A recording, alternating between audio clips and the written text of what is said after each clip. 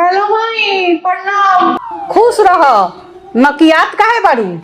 ए भाई, दिवाली में नो हमर सास पूरा घर अकेले साफ करे के कहतारी। अकेले हम कैसे साफ करे पूरा घर? एगो काम करना, बबुआ के भेज के हमरा के बुलवा ले। ठीक है कहतारू, भेज के बुलवा ले तनी। आ जाई तू तो हमरो मदद मिल जाई। तार भौजाई नैहर चल गइल बारी। ना तो रहे तो भी ये ठीक बनी। आज तई मोटको से काम करवाइए के रहम। दीदी रोगे समोसा खाएम? हाँ, हमें तो बहुत अच्छा लागेला। जा, हमरा तो समोसा बनावे ओइबे ना करेला।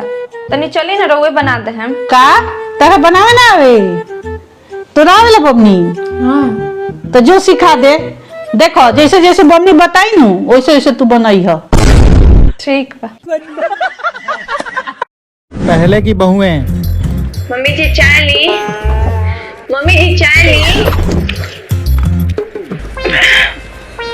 चाय को बजता? 4 बजता। 4 बजता। बड़ा सवेरे उठबल बारू।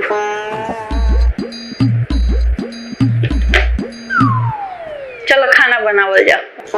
खाना हम बना ले बनी हैं? खाना बना ले लू? हाँ। वाह, हमार पतो कितना अच्छा बड़ी। अब की बहुएं। ए कन्या, कन्या। हेलो, चाय पियो। 10 बज गए, अभी ले सुतल बारी।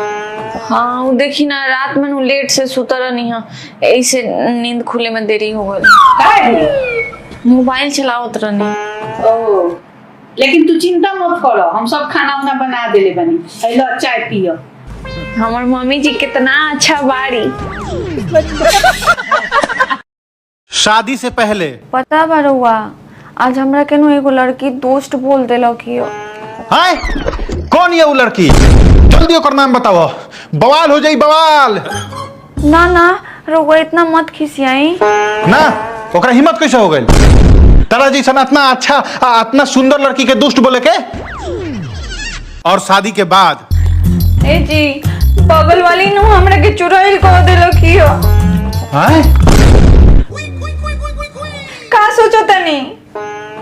हम सोचा था नहीं कि हम तो उनका से बतैला ही नहीं की, तो उनका पता कैसे चला? जियाल बरू का हो? चुप रही, हम रउआ से बात नहीं करत। काहे?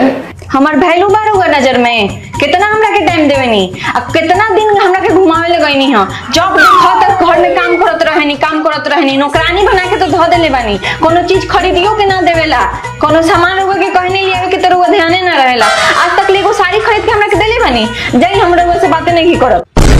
जब बात नहीं हो करत तब अतना बोल देलू, अब बात करबू तब कितना बोलबू?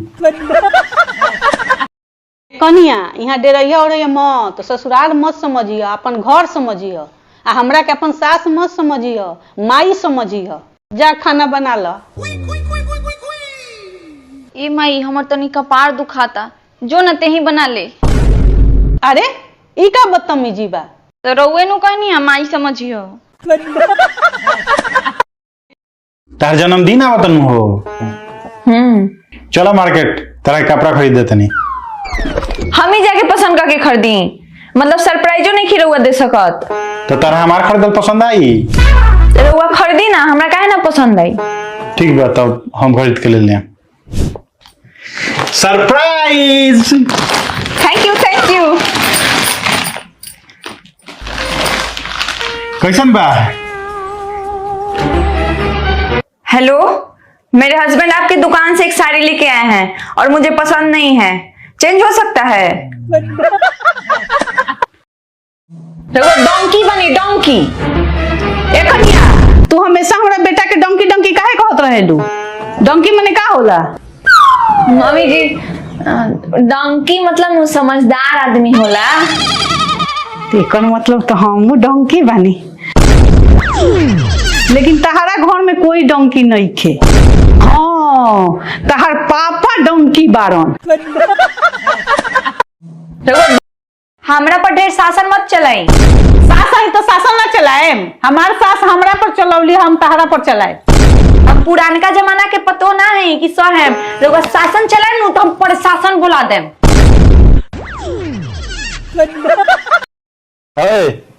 सूझ जा कि आराम मिली। हम थकल थोड़ी बनी कि आराम करी। तारा के नहीं बोलत, तू सूझ जेबू नु तो फोनवा के आराम मिल जाई। एकनी आज खाना में कढ़ाई पनीर बनई ह। अरे बाप रे, कढ़ाई पनीर बनावे में तो बहुत मेहनत लगी। कह दे तनी कि ना आवेला। मम्मी जी हमरा तो ना आवेला बनावे, चली ना रहुए तनी बना दे हम।